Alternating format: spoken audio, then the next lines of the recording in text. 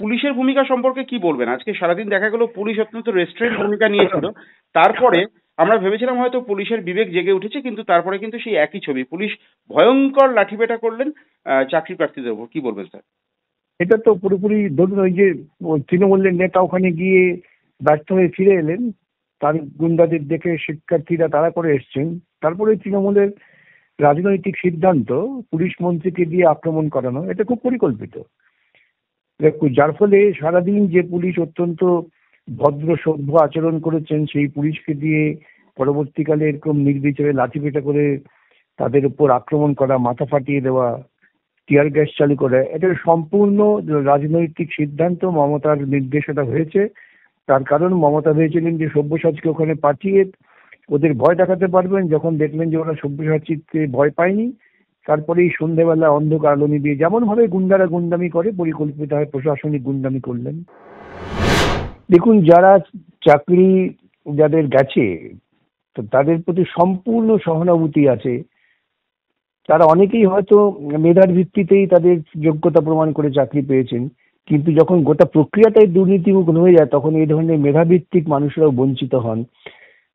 তারাও সমাজের কাছে লাঞ্ছিত হচ্ছেন এই সরকারি প্রক্রিয়ার জন্য। তারা আন্দোলন করছেন, তাদের প্রতি আমার পূর্ণ সহানুভূতি আছে। বিকাশ ভবনে কালকে এরা নিশ্চিতভাবেই বুঝতে পারছেন এখন যে ওএমআর কোথায় রয়েছে, টাকা কোথায় রয়েছে। নিশ্চিতভাবেই ওএমআর যেখানে রয়েছে, টাকাও সেখানে রয়েছে। অতএব সেগুলোকে এরা আজকে বিকাশ ভবনের সামনে গেছে, কালকে এরা নিজেরাই সব উদ্ধার করে নেবেন। তবে আমি সবসময় গণতান্ত্রিক আন্দোলনের পক্ষে। আন্দোলন কখনোই যেন কেউ গণতান্ত্রিক আন্দোলনের উপর আক্রমণ না করে, বা গণতান্ত্রিক আন্দোলন কখনোই যেন অগণতান্ত্রিক না হয়। নিশ্চিতভাবে গণতান্ত্রিক আন্দোলন করুন।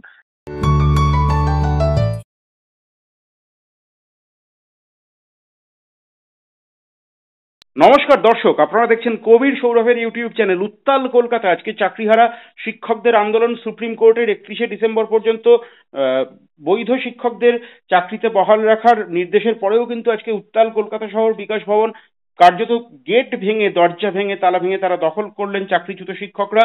এবং ঘটনার ঘন ঘটা সব্যসাচী দত্ত তৃণমূল নেতা, তিনি কিন্তু চোর চোর চোর স্লোগান শুনলেন বিকাশ ভবনে গিয়ে, এবং কার্যত তাড়া খেলেন, এবং তার বাহিনী, তার সঙ্গী সাথীরা কার্যত মাফিয়ার ভঙ্গিতে সাংবাদিক বন্ধুদেরকে মারধর করলেন, শিক্ষকদের মারধর করলেন, লাথি পর্যন্ত মারলেন। আমরা অন ক্যামেরা দেখতে পেয়েছি সে সমস্ত জিনিস। এবং আমরা যতক্ষণ আমরা সন্ধে পর্যন্ত নজর রেখেছিলাম পরিস্থিতির দিকে, পুলিশের ভূমিকা আজকে তুলনামূলকভাবে পুলিশ আজকে রেস্ট্রেন্ট ভূমিকা পালন করার পরেও আমরা কিন্তু জানতে পারছি এখন পুলিশ কার্যত লাঠি পেটা করছেন চাকরিচ্যুত শিক্ষকদেরকে। আমরা এই বিষয় নিয়ে কথা বলে নেব বিকাশ রঞ্জন ভট্টাচার্য, আইনজীবী এবং সাংসদ, এবং ফিরদৌস শামীমের সঙ্গে। গোটা প্রতিবেদনটির পরতে পরতে গুরুত্বপূর্ণ তথ্য রয়েছে, আপনাদের সম্পূর্ণ দেখার অনুরোধ রইল। স্যার, রেটরিক বলবো কিনা জানি না, মানে একদিন ধরে তৃণমূল কংগ্রেসের পক্ষ থেকে একটা দাবি করা হয়েছে চাকরি খেকো বিকাশ, আজকে বলছেন হ্যাঁ কথাটা ঠিকই, তবে বিকাশ ভট্টাচার্য নয়, বিকাশ ভবন। আপনি কি বলবেন? দেখুন, মানুষ যত সময় যাবে চিন্তা ভাবনা করবেন, যুক্তিসঙ্গত বিশ্লেষণ করবেন, তখন তাদের সঠিক সিদ্ধান্তে পৌঁছতে বেশিক্ষণ লাগবে না।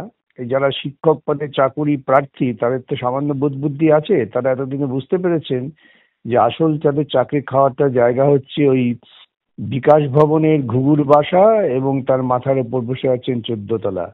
এই দুটো জায়গায় যে ওদের সর্বনাশ করেছে, এটা ওরা ধীরে ধীরে বুঝতে পারছেন, এবং সেভাবেই ওরা প্রস্তুতিও নিচ্ছেন আন্দোলনের। খুব ইতিবাচক ব্যাপার। দেখুন, যারা চাকরি যাদের গেছে, তো তাদের প্রতি সম্পূর্ণ সহানুভূতি আছে। তারা অনেকেই হয়তো মেধার ভিত্তিতেই তাদের যোগ্যতা প্রমাণ করে চাকরি পেয়েছেন, কিন্তু যখন গোটা প্রক্রিয়াটাই দুর্নীতিমুখ হয়ে যায়, তখন এই ধরনের মেধাভিত্তিক মানুষরাও বঞ্চিত হন। তারাও সমাজের কাছে লাঞ্ছিত হচ্ছেন এই সরকারি প্রক্রিয়ার জন্য। তারা আন্দোলন করছেন, তাদের প্রতি আমার পূর্ণ সহানুভূতি আছে। স্যার, কয়েকটা খুব টু দা পয়েন্ট জিনিস আপনার কাছে জিজ্ঞেস করবো, কয়েকটা টু দা পয়েন্ট প্রশ্ন, কারণ এই উত্তর সব থেকে ভালো আপনি দিতে পারবেন। প্রথম কথা বলি, কুণাল ঘোষ তৃণমূলের মুখপাত্র, তিনি আজকে ভীষণ বিনয়ের সঙ্গে বললেন যে মুখ্যমন্ত্রী মমতা বন্দ্যোপাধ্যায় যারা চাকরি হারিয়েছেন তাদের যন্ত্রণার কথা সত্যি বোঝেন, এবং তিনি সুপ্রিম কোর্টের একটি রায়ের একটি অংশের সঙ্গে দ্বিমত পোষণ করছেন। এখন যদি চাকরিহারারা এই ধরনের বেআইনি কাজকর্ম করেন, তাহলে কারুর প্ররোচনায় প্ররোচিত হয়, তাহলে তো তাদের আদতে ক্ষতি হবে। আমার প্রশ্ন হচ্ছে বেআইনি কাজ কোনটা? নিজেদের যোগ্য চাকরি বজায় রাখার জন্য আন্দোলন করাটা বেআইনি, নাকি আহ, দুর্নীতি করে চাকরি দেওয়াটা বেআইনি, অথবা সেই চাকরি বজায় রাখার জন্য তাদেরকে আশ্বাস দেওয়াটা বেআইনি? যেগুলো এগুলো না সবটাই হচ্ছে আপনাকে নির্দিষ্ট প্রেক্ষিতে ভাবতে হবে। এখন যারা মনে করেন চৌর্যবৃত্তিটাই আমার পেশা, আমার ধর্ম, তাদের কাছে সেটাই হচ্ছে আইনি, এবং তার বিপরীত কর্মটাই হচ্ছে বেআইনি। যাদের কাজই হচ্ছে ডাকাতি করা, তারা তো বলবেন ডাকাতি করাটা আমার পেশা, ডাকাতিতে বাধা দেওয়াটা বেআইনি। এবং কুণাল বাবু যে দলের মুখপত্র বা যে দলকে তিনি উপস্থিত করছেন জনমানসে, তাদের মূল ইউএসপি হচ্ছে তো গুন্ডামি এবং চুরি। তারা চুরি করতে লজ্জাবোধ করেন না, বরং যারা চুরি করে বিরোধিতা করেন তাদের তারা বলেন বেআইনি কাজ করছে। এবং যারা আইনি পদে থাকেন তাদের কাজটা হচ্ছে সংবিধান সম্মত মানে বিধিসম্মত ভাবে আইনসম্মত কাজ করা, সেটাকে তো ওরা মানতে পারেন না, তাই বেআইনি বলেন। সুতরাং আইনি বেআইনি কথাটা নির্ভর করবে কোন মানুষ বলছেন, কোন দলের হয়ে বলছেন, কোন প্রেক্ষিতে বলছেন তার উপরে। তা এই কথাটা যুক্তিসঙ্গতভাবে বা মানবিকতার খাতিরে আমি যদি ধরেও নিই যে যথেষ্ট যুক্তিগ্রাহ্য এই কথাটা, যে আমি আমার যোগ্যতার পরিচয় একবার দিয়েছি, আরেকবার দেবো না, তুমি যোগ্য অযোগ্যের তালিকা সেগ্রিগেট করে দাও, এর মধ্যে তো অন্যায় কোনো দাবি নেই। সত্যিই তো সেগ্রিগেশন হচ্ছে না, কেন সেগ্রিগেশন করবে কে? বিকাশ রঞ্জন না, ভট্টাচার্য সেই করবেন না। সুযোগও আর নেই, সেই সুযোগও আর নেই। হুম। সুপ্রিম কোর্ট ঘোষণা করে দিয়েছেন চূড়ান্ত রায় যে গোটা পদ্ধতিটাই দুর্নীতির। হুম। সুতরাং যার ফলে এই দুর্নীতিমূলক প্রক্রিয়ার ফলে বহু মেধাবী ছাত্রছাত্রী তারা আজকে বিপদে পড়ে গেছেন। হুম। তারা হয়তো সরাসরি এই দুর্নীতির সঙ্গে যুক্ত নন, কিন্তু কিন্তু প্রক্রিয়া সেটা। যারা নিয়োগ প্রক্রিয়া চালু করেছেন তারা দুর্নীতি করেছেন পরিকল্পিতভাবে, এবং এইরকম কিছু মেধাবী ছাত্রকেও সামনে রেখেছেন আড়াল করবার জন্য, শিখন্ডি খাড়া করেছেন। আজকে যারা বঞ্চিত হয়েছেন তাদের সামগ্রিকভাবে এই যারা দুর্নীতিটা পরিকল্পনা করেছেন, যারা আজও দুর্নীতির পক্ষে সওয়াল করে যাচ্ছেন, তাদের বিরুদ্ধে লড়াই করা। তা না হলে ভাবুন তো, একটা রাজ্যের মুখ্যমন্ত্রী যিনি সংবিধান কার্যকর করবেন বলে শপথ নিয়েছেন, তিনি বলেছেন সুপ্রিম কোর্টের রায় মানি না, হুম। এবং তিনি সুপ্রিম কোর্টের রায় মানার দরকার নেই, আমি সবার চাকরি বজায় রাখবো, এই সমস্ত কথা বলে মানুষকে উত্তেজিত করেছেন। কি করে বজায় রাখবেন তিনি? স্যার, এখন এই যে ছেলেদের উত্তেজিত করেছেন তার পরিণতিতে আজকে এই জিনিস ঘটনা ঘটছে। আজকে এই যে আন্দোলন, আজকে আমরা দেখতে পেলাম যে শান্তিপূর্ণভাবে, কোনো অস্ত্র নেই, স্লোগান শাউটিং অবশ্যই আছে, এবং কিছু অভিনব পন্থা আমরা দেখলাম যে কিছু তারা বাজনা বাজিয়ে, তারা তালে তালে স্লোগান দিচ্ছেন, তারা আন্দোলন করছেন।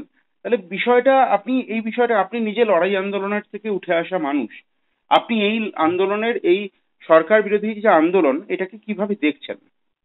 অত্যন্ত ইতিবাচক। আমার বক্তব্য হচ্ছে যে যারা আজকে আন্দোলন করছেন তারা একটা নির্দিষ্ট নীতির উপর দাঁড়িয়ে আন্দোলন করছেন, যে তোমাদের দুর্নীতির ফলে আমরা দুর্নীতির শিকার হয়েছি। এবং তারপরেও তুমি যদি প্রথম দিনই বলতে সুপ্রিম কোর্টের রায় হয়ে গেছে, ভাই আমাদের কিছু করার নেই, আপনারা রায়টা মেনে নিয়ে এগোন, একটা কথা ছিল। তুমি সুপ্রিম কোর্ট রায়ের পর লোকজন ডেকে সভা করে বক্তৃতা করে বললে যে এই রায় কার্যকর হবে না, আমি সবার চাকরি রেখে দেবো। এটা করে তুমি মিথ্যে কথা বলে মানুষকে উত্তেজিত করেছো। আজকে তারা সেই দাবি করছেন, তাদের তো কোনো দোষ নেই, তারা শান্তিপূর্ণ লড়াই করছেন। এবং এই আমি তো বলি সমাজের প্রত্যেকটা মানুষের আজকে রাস্তায় নামা উচিত, যে আমরা প্রশাসনিক স্তরে কোনো রকম দুর্নীতি প্রশ্রয় দেব না। এবং তিনি এত বড় দুর্নীতি করছেন যে জনগণের টাকা খরচা করে যাদের চাকরি সুপ্রিম কোর্ট নট করে দিলেন, তিনি বলছেন তাদের আমি ভাতা দেবো। শুধু তা নয়, সুপ্রিম কোর্টের নির্দেশ হচ্ছে প্রত্যেকের থেকে টাকা তুলে আনতে হবে, তাদের কাছ থেকে যে পরিমাণ বেতন তারা পেয়েছে সেই টাকা তাদের ফিরিয়ে দিতে হবে। সেটা ফেরাবার পরিবর্তে তিনি বলছেন না না, তোমরা দুর্নীতি আমরা করে থাকলে তোমাদের আমার জনগণের করের টাকা দিয়ে ভাতা দেব। মানে একের পর এক দুর্নীতি করতে করতে সবাইকে দুর্নীতির অতল তলে নিয়ে যাচ্ছেন এই রাজ্যের প্রশাসক যারা, বা কুণাল বাবুর দল এবং তারা। স্যার, দেখছিলাম একজন চাকরিহারা শিক্ষক, তিনি এই কথাই বলছেন যে রাজ্যের প্রশাসনিক প্রধান হয়ে যেখানে সুপ্রিম কোর্ট মহামান্য সর্বোচ্চ আদালত রায় দিয়ে দিয়েছেন যে গ্রুপ সি এবং গ্রুপ ডি কোনো চাকরি ভাড়া তারা নতুন করে চাকরিতে জয়েন করতে ডিসেম্বর মাস অব্দিও পারবেন না, তাদের চাকরি নেই, তারা চাকরিচ্যুত। তাদেরকেও যে ভাতা দেওয়ার ঘোষণা, এটাতে চাকরিহারা শিক্ষকরা দৃশ্যতই ক্ষুব্ধ। এই বিষয়টা আপনার প্রতিক্রিয়া নেব। কৃষক খুব তো হবেন তো, তবে তুমি দুর্নীতি করেছো, তাদের একটা তো জীবনের একটা পর্যায়ে শেষ করলে, তাদের চাকরি যা দিয়েছিল চলে গেল, তারপরে কোর্টের নির্দেশ আছে তাদের থেকে টাকা ফেরত নিতে হবে, তাদের উপর একটা টাকার বোঝা চাপলো, তুমি সেটাকে অমান্য করে তুমি তাদের বলছো তোমাদের আমি জনগণের করের টাকা ভাতা দিয়ে টিকিয়ে রাখবো। তার মানে আমি দুর্নীতি করলাম, দুর্নীতির লাভটা আমি নিলাম, প্রচুর টাকা তুললাম, কোটি কোটি টাকা, এখন তোমাদের বাঁচিয়ে রাখার জন্য আমি আবার জনগণের করের টাকা খরচা করব। ওই দুর্নীতির টাকা নিয়ে আমার দল সমৃদ্ধ হয়েছে, আমি সুখে আছি খুব, কিন্তু এখন জনগণের করের টাকা দিয়ে আমি তোমাদের ভাতা দেবো, এর থেকে অত বড় দুর্নীতি আর কি হতে পারে? স্যার, এবার একটা অন্য প্রসঙ্গে ঢুকবো। আপনি নিশ্চয়ই জানেন, ইতিমধ্যে সবাই জানেন, আপনার প্রতিক্রিয়া নেব। সেটা সব্যসাচী দত্ত, তিনি বিধাননগর পৌরসভার তিনি প্রশাসক, তিনি আজকে বিকাশ ভবনে গেলেন এবং ঘটনাচক্রে আমরা রাজনীতি যারা করেন তাদের সম্পর্কে আমরা শুনি যে তারা কার বাড়িতে কি রান্না হচ্ছে সেই হাঁড়ির খবর পর্যন্ত রাখেন।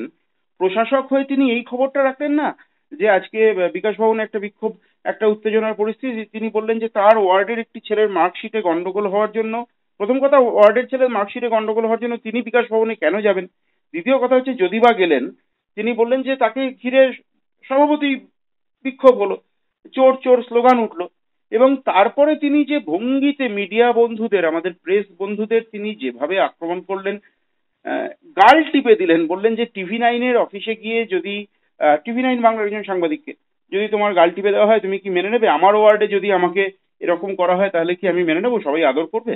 আপনি নিজে কলকাতা পুরসভার মেয়র ছিলেন দীর্ঘদিন, কিভাবে দেখছেন?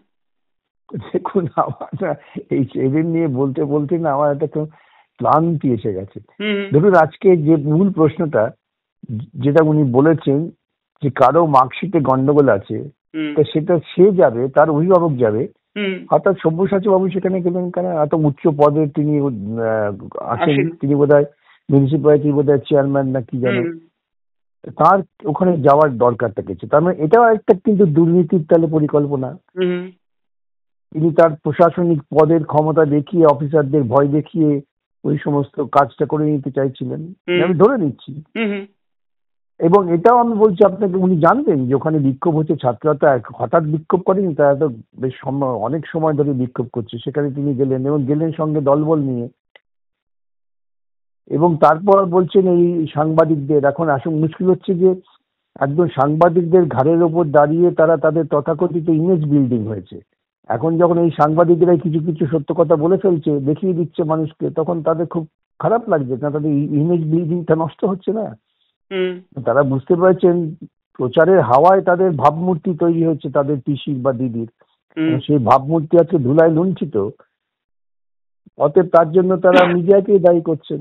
তবু তো গাল টিপে ধরেছেন, থাপ্পড় বানিয়ে নিয়ে, এটাই বরং মিডিয়ার ওই সাংবাদিক একদম ফিজিক্যালি টাচ করেছেন, সাংবাদিককে ফিজিক্যালি টাচ করেছেন। এখন সেই সাংবাদিক বন্ধুদের যদি আত্মমর্যাদা বোধ থেকে তারা সেইভাবে সম্মিলিত ভাবে আরেকটা আন্দোলন তৈরি করুন, তা না হলে খুব বিপদ। আমি স্যার দেখতে পেয়েছি দীর্ঘদিন ধরে একটা জিনিস, আপনাকেও বা আমরাও অনেক প্রশ্ন করতে বাধ্য হয়েছি আপনাকে, যে আপনার জন্য সত্যি চাকরি গেল, বা অজস্র থাম্বনেল ইউটিউব খুঁজলেই পাওয়া যায়, অজস্র থাম্বনেল চাকরি খেকো বিকাশ। আমি আজকে এপিসোড শুরুও করলাম চাকরি খেকো বিকাশ বলে। কিন্তু আপনি কি মনে করেন যে এই ধরনের অপ্রীতিকর প্রশ্ন যদি সত্যি আপনাকে ফেস করতে হয় তাহলে আপনার রিয়াকশন কি হবে?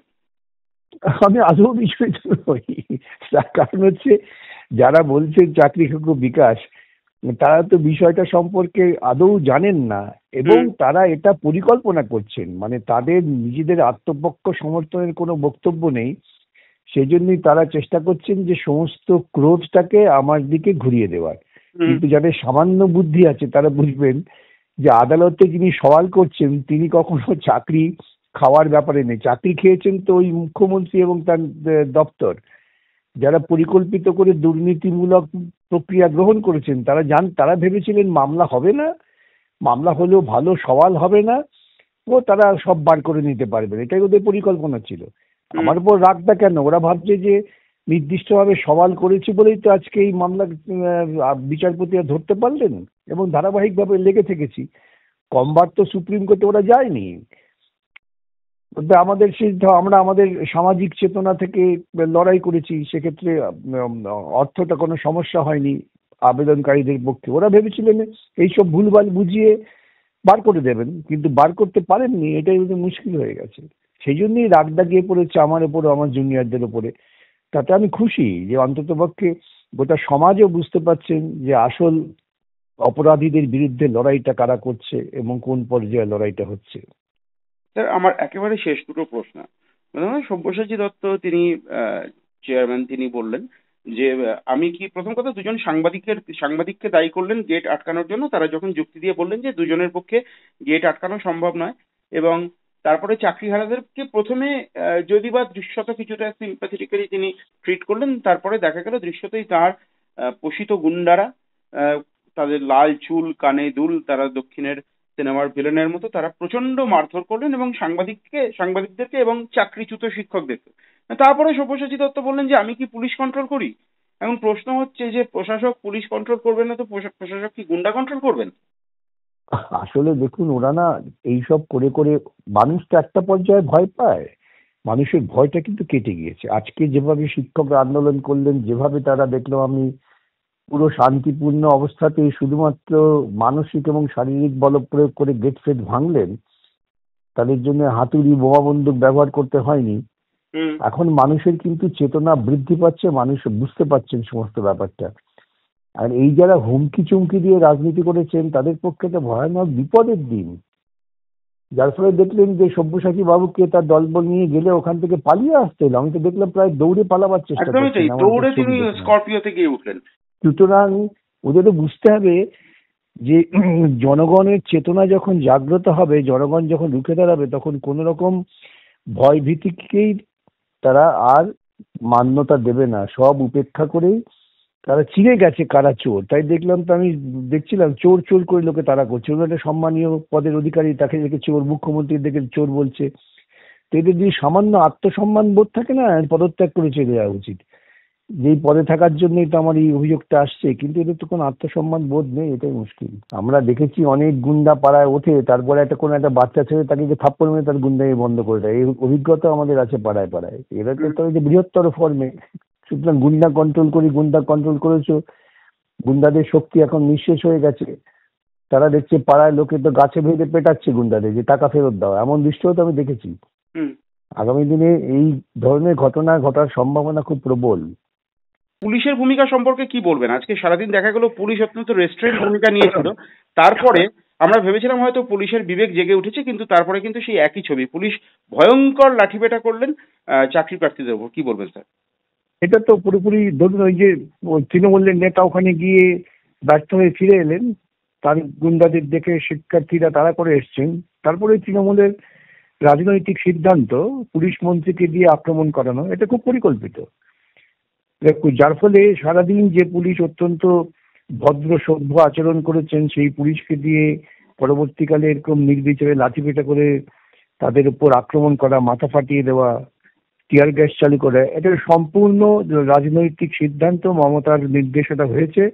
তার কারণ মমতা ভেবেছিলেন যে সব্যসাচীকে ওখানে পাঠিয়ে ওদের ভয় দেখাতে পারবেন। যখন দেখলেন যে ওরা সব্যসাচীকে ভয় পায়নি, তারপরেই সন্ধ্যেবেলা অন্ধকার আলো নিভিয়ে যেমন ভাবে গুন্ডারা গুন্ডামি করে পরিকল্পিতভাবে প্রশাসনিক গুন্ডামি করলেন।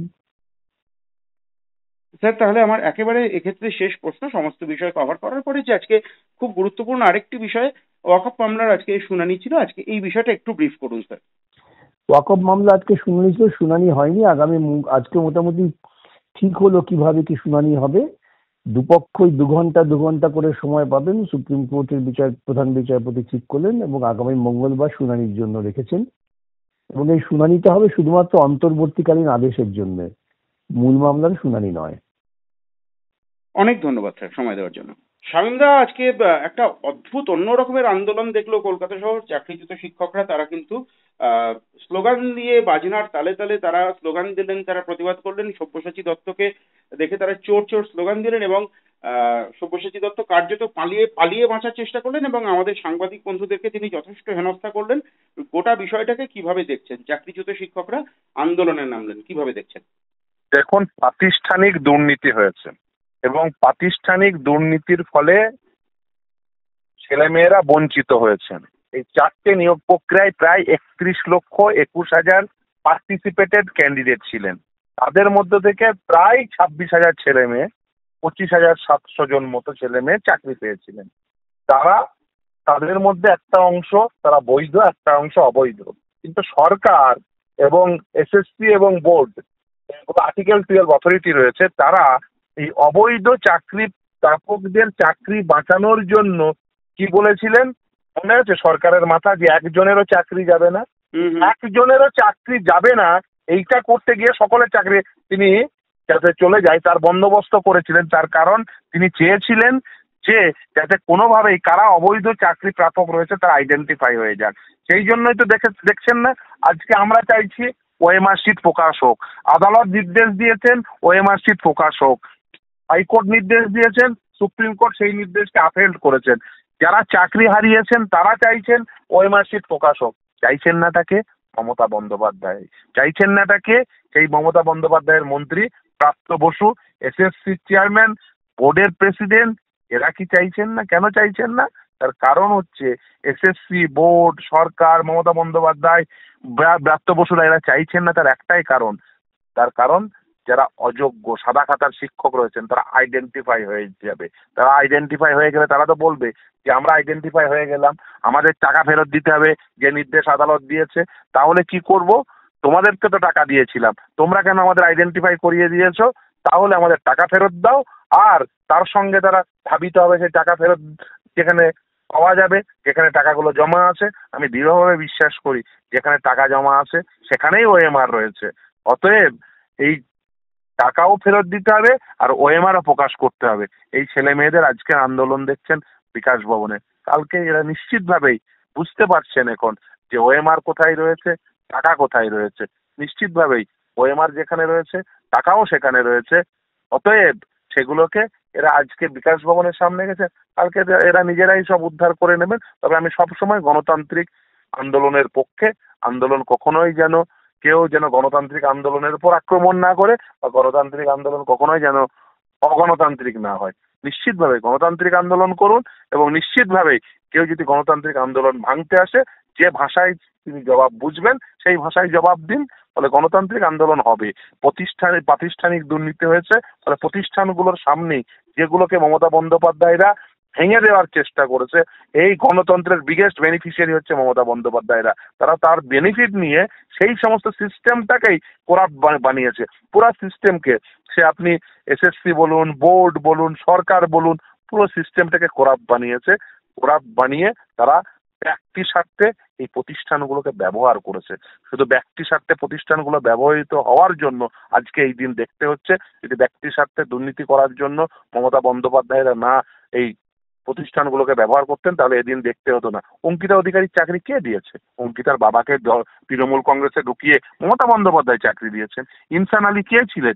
ইনসান আলী তো এরকমই আন্দোলন করা একটা সৎ ছেলে ছিল। মমতা বন্দ্যোপাধ্যায় সেখানে পৌঁছে গেছেন, সেই প্রেস ক্লাবের সামনে তারা তো আন্দোলন করছিলেন। মমতা বন্দ্যোপাধ্যায় প্রেস ক্লাবের সামনে গিয়ে তাদের হাত ধরে নিয়ে তাদেরকে দুর্নীতিগ্রস্ত করিয়েছেন, দিয়ে নিজের স্বার্থ চরিতার্থ করেছেন। সেই ছেলে মেয়েগুলোকেও দুর্নীতিগ্রস্ত করেছেন আর নিজের স্বার্থ চরিতার্থ করার জন্য তাদেরকে দুর্নীতিগ্রস্ত বানিয়ে গোটা সিস্টেমটাকে করাপ্ট বানিয়েছেন।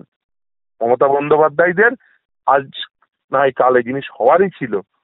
উনি যতই চেষ্টা করুন, দেখবেন উনি মাঝে বলেছিলেন আমি চাইলে পদত্যাগ করে দেবো। আমরা ওনাকে পদত্যাগও করতে দেবো না, ওনাকে দেশত্যাগও করতে দেবো না। ওনাকে ওনার ওই স্বপদে বসে আগামী 2026-এর মধ্যে, কারণ 31শে ডিসেম্বর 2025-এর মধ্যে নতুন সিলেকশন কমপ্লিট করতে হবে। সুপ্রিম কোর্টের নির্দেশ, চাকরিও দিয়ে যেতে হবে, ডিএও দিয়ে যেতে হবে, ভাতাও দিয়ে যেতে হবে। 31,21,000 ছেলে মেয়েকেই ভাতা দিতে হবে যদি আপনি ভাতা দিতে চান। এবং আপনাকে এই চাকরিও দিয়ে যেতে হবে, সঙ্গে ডিএও দিয়ে যেতে হবে। যতই 42,000 কোটি টাকার গল্প শোনান, কারণ আপনার এই টাকাগুলোকে নিয়ে অবৈধভাবে খরচ করে দেওয়ার জন্য আজকে এই কর্মচারীরা ডিএ থেকে পাওয়া থেকে বঞ্চিত। আপনি দুর্নীতিগ্রস্ত হওয়ার জন্য আজকে এই ছেলে মেয়েদের চাকরি চলে গেছে। আপনি যদি দুর্নীতিগ্রস্ত না হতেন, আপনি যদি দুর্নীতি পরায়ণ না হতেন, আপনি যদি অকর্মণ্য না হতেন, আপনি যদি অদক্ষ না হতেন, এই মমতা বন্দ্যোপাধ্যায়ের এই সমস্ত গুণগুলোর জন্য, ওনার দুর্নীতিগ্রস্ততার জন্য, ওনার অকর্মণ্যতার জন্য আজকে ছেলে মেয়েরা সাফার করছে। দাদা, আমার শেষ প্রশ্ন, আজকে আগামীকাল ডিএ মামলা, আপনি দিল্লিতে আছেন, আগামীকাল ডিএ মামলার শুনানি হবে শুক্রবার। কি গতি প্রকৃতি? কারণ গতকাল কিন্তু বিচারপতি একটি অত্যন্ত গুরুত্বপূর্ণ মন্তব্য করেছেন, রায় দেননি, মন্তব্য করেছেন। আমরা যতদূর জানতে পারছি যে তাহলে 50% ডিএ দিয়ে দিন রাজ্য সরকারের উদ্দেশ্যে, এরকম মন্তব্য করেছেন। আমি আবার বলছি, রায় দেননি। আপনার বক্তব্য কি? দেখুন, এই ডিএ মামলাটি আমি এই রাতের পর রাত জেগে করেছি, ফলে খুব ভালো করে জানি। এবং শুধু তাই না, আপনাদের জ্ঞাতার্থে জানিয়ে রাখি, এই ডিএ মামলাটি রোপারোস 2009 এবং এই রোপারোস 2009 এটি ফ্রেম করেছিলেন সেই সময়ের বামফ্রন্ট সরকার। মুখ্যমন্ত্রীর নাম বুদ্ধদেব ভট্টাচার্য এবং সেই সময় অর্থমন্ত্রী ছিলেন অসীম দাশগুপ্ত মহাশয়। আমি নিজে ব্যক্তিগতভাবে আমি তার সঙ্গে মিট করেছিলাম। এবং ডিএ এই যে অল ইন্ডিয়া কনজিউমার প্রাইস ইন্ডেক্সের সঙ্গে সাযুজ্য রেখে দিতে হবে, সেটা যে রোপারোস 2009 উল্লেখ রয়েছে, তার ম্যাথামেটিক্যাল রিপ্রেজেন্টেশন কি হবে, এই সমস্ত বিষয়টি সেই সময়ে পে কমিশনের রেকমেন্ডেশন অ্যাকসেপ্ট হওয়ার পর রোপা রুলস ফ্রেমিং কেন সেই সময়ে এই ডিএর কম্পোনেন্টটি এই all India consumer price index 1982-কে বেস ইয়ার ধরে কি কেন ক্যালকুলেশন করে কেন ডিএ মিটিয়ে দিতে হবে মূল্যবৃদ্ধির সূচকের সঙ্গে সাযুজ্য রেখে, তার একটি গণতান্ত্রিক রাজনৈতিক দৃষ্টিভঙ্গি ছিল। সেই গণতান্ত্রিক রাজনৈতিক দৃষ্টিভঙ্গিটি কি, যে কর্মচারীকে মূল্যবৃদ্ধির সূচকের সঙ্গে সাযুজ্য রেখে তাকে একটি বেতনের একটি কম্পোনেন্ট থাকবে, সেটি হবে মহার্ঘ ভাতা, এবং তাকে সেটি মিটিয়ে দেব এবং সেটি তাকে অধিকার হিসেবে দেব, কোনো অনুদান নয়, অধিকার হিসেবে দেব। সেই জন্য DA all India consumer price ইন্ডেক্সের সঙ্গে সাযুজ্য রেখে দিতে হবে, এই প্রভিশনটি সেই সময় রেখে দেওয়া হয়েছিল। রোপারোস 2019-এ কিন্তু এরকম কোনো প্রভিশন নেই, কারণ মমতা বন্দ্যোপাধ্যায় মনেই করেন না যে কর্মচারীদের অধিকার দেবে। তিনি মনে করেন এটা কর্মচারীদের ঘেউ। সেই জন্যই 6 বার মামলায় জিতেছি, স্যাট এবং ক্যালকাটা হাইকোর্ট মিলিয়ে 6 বার মামলায় জিতেছি, এবং রাতের পর রাত এই পরিশ্রম করে এই মামলা তৈরি করা, মামলা জেতা। এবং শুধু তাই নয়, এই যে মামলার মূল ভিত্তিভূমি ছিল এই সেই রোপারোস 2009-এর রুল 3, যেখানে নির্দিষ্টভাবে কর্মচারীদের এই অধিকার দিয়ে গেছিলেন বুদ্ধদেব ভট্টাচার্য, অসীম দাশগুপ্ত মহাশয়েরা, যারা মনে করেছিলেন কর্মচারীদের অধিকার হিসেবে দিয়ে প্রাপ্য, তাই তারা এই প্রভিশন রেখেছিলেন। কিন্তু মমতা বন্দ্যোপাধ্যায়রা সেটা মনে করেন না। ফলে কর্মচারী বন্ধুরাও বুঝছেন আজকে যে মমতা বন্দ্যোপাধ্যায়ের ক্ষমতায় আনলে কি ভয়ানক পরিণতি হয়। আজকে পুলিশ বঞ্চিত ডিএ পাওয়া থেকে, আজকে শিক্ষক বঞ্চিত, অধ্যাপক বঞ্চিত, সকলে বঞ্চিত, রাজ্য পিডি অফিসের কর্মী বঞ্চিত, এই জেলা শাসকের দপ্তরের কর্মী বঞ্চিত, ইভেন নবান্নর কর্মীও বঞ্চিত। মমতা বন্দ্যোপাধ্যায়কে যিনি চা এনে দেন তিনিও বঞ্চিত। মমতা বন্দ্যোপাধ্যায় যে ক্যাবিনেট বৈঠক হয়, যে ফাইল বয়, তিনিও বঞ্চিত। এই জন্যই তো দেখছেন না, এই বঞ্চনার ইতিহাস এমন সুবৃহৎ করেছেন, ফলে সকলেই তো বুঝতে পারছেন যে ফাইল যিনি যে ফাইল যিনি সাইন করছেন, সকলেই বুঝতে পারছেন যে তাদেরকে বঞ্চিত করে শুধুমাত্র উনি ব্যক্তি স্বার্থে এই গোটা সরকারকে ব্যবহার করছেন, এবং এই সরকারের এই জনগণের ট্যাক্সের টাকা থেকে উনি শুধু ব্যক্তি স্বার্থে সেগুলোকে কিভাবে সাইপন্ড করে নিজের করে নেওয়া যায়, ওই কালীঘাটের ওই 3টে রাস্তার উপরে কিভাবে সম্পদ কেনা যায়, তার বন্দোবস্ত করেছেন। ফলে আজকে দেখছেন না, একটার পর একটাই যে ধরুন ক্যাবিনেট ডিসিশন হচ্ছে, অন্যান্য নোটিফিকেশন হচ্ছে, চাইছেন যে সব ধামাচাপা দিয়ে রাখবো, কিন্তু কোথাও না কোথাও থেকে তো ঠিক চলে আসছে, কারণ তাদেরও তো বঞ্চিত করেছেন। যাদেরকে দিয়ে এই কাজটি করাচ্ছেন আপনি ডিক্টেট করে, তাদেরকেও তো বঞ্চিত করেছেন। ফলে খুব স্বাভাবিকভাবে যে মানুষ বঞ্চিত তিনি তো তার বঞ্চনার বিরুদ্ধে রুখে দাঁড়াবেন তার মতো করে, খুব স্বাভাবিকভাবেই তারা তার মতো করে রুখে দাঁড়াচ্ছেন। এবং আগামীকাল ডিএ মামলাটি রয়েছে, আমি দৃঢ়ভাবে বিশ্বাস করি 6 বার জিতেছি। এটা রাজ্য সরকারি কর্মচারীদের অধিকার আদালতে প্রতিষ্ঠা পেয়েছে, এটা ন্যায়সঙ্গত আইনসঙ্গত অধিকার। শুধু তাই নয়, আদালত তার সঙ্গে আরেকটু আগিয়ে গিয়ে বলেছেন এটা একটা মৌলিক অধিকারও বটে। তাহলে এই অবস্থায় দাঁড়িয়ে আমরা বিশ্বাস করি, দৃঢ়ভাবে বিশ্বাস করি, এই মামলার একেবারে ব্রিফ তৈরি করা থেকে শুরু করে কনফেডারেশন অফ স্টেট গভর্নমেন্ট এমপ্লয়িজের যে মামলা, মলয় যারা আছেন, শ্যামল যারা আছেন, তারা একেবারে তারাও অত্যন্ত পরিশ্রম করেছে, দিনের পর দিন, রাতের পর রাত খেটেছেন তারা। তারা আমার চেম্বারে এসে রাতের পর রাত বসে রেখে তারা সমস্ত কিছু নথিপত্রাদি দিয়েছেন, তাদেরকে সেই পিটিশন রেডি করে, সেই আর্গুমেন্ট রেডি করে দিনের পর দিন হিয়ারিং হয়েছে, তারা মামলায় জিতেছেন। তাদের এই পরিশ্রম, কর্মচারীদের এই পরিশ্রম, শুধু তারা নয়, পুরো কর্মচারী বন্ধুকোল, সে শিক্ষক হতে পারেন, সে চিকিৎসক হতে পারেন, সে ডিএম অফিসের কর্মচারী হতে পারেন, তিনি বিডিও অফিসের কর্মচারী হতে পারেন, তিনি নবান্নের কর্মচারী হতে পারেন, প্রত্যেকে এই মামলায় সাহায্য করেছেন, নিজের মতো করে সাহায্য করেছেন। আমি প্রত্যেকের কাছে কৃতজ্ঞ যারা এই মামলায় সাহায্য করেছেন, ডকুমেন্ট দিয়ে বা অন্যভাবে যেভাবেই সাহায্য করেছেন, তাদের প্রত্যেকের কাছে কৃতজ্ঞ। এই মামলা নিশ্চিতভাবে সবার জিতেছি। আগামী দিনেও এই কর্মচারীদের যে ন্যায়সঙ্গত আইনসঙ্গত অধিকার, যে অধিকার সম্পর্কে সচেতন ছিলেন বুদ্ধদেব ভট্টাচার্য, অসীম দাশগুপ্তরা, সেই অধিকার আবারও এই সর্বোচ্চ ন্যায়ালয়ে প্রতিষ্ঠা পাবে। অনেক ধন্যবাদ শামীমদা কথা বলার জন্য।